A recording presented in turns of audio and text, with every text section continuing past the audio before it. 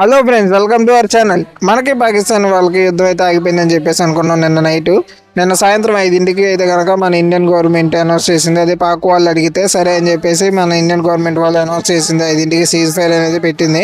ఈ విషయం మీద డొనాల్డ్ ట్రంప్ గారు కూడా ఎక్స్లో ట్వీట్ అయితే పెట్టారు.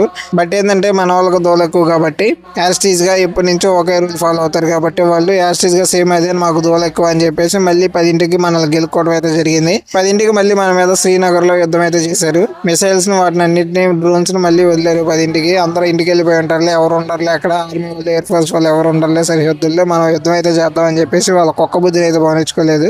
సారీ, కుక్కతో పోల్చకూడదు కదా వాళ్ళ బుద్ధి అయితే బానించుకోలేదు. దీని మీద నరేంద్ర మోడీ గారు అయితే రెస్పాండ్ అయ్యారు. సింధూర్ ఆపరేషన్ సింధూర్ అనేది అయితే కనుక ఆపము, దాన్ని కంటిన్యూ చేస్తూనే ఉంటాము, ప్రతి ఒక్క దానికి సమాధానం అయితే చెప్తాము, ఆర్మీ చీఫ్ ఎగ్జిక్యూటివ్ ఆఫీసర్ అయితే తెలిపారు.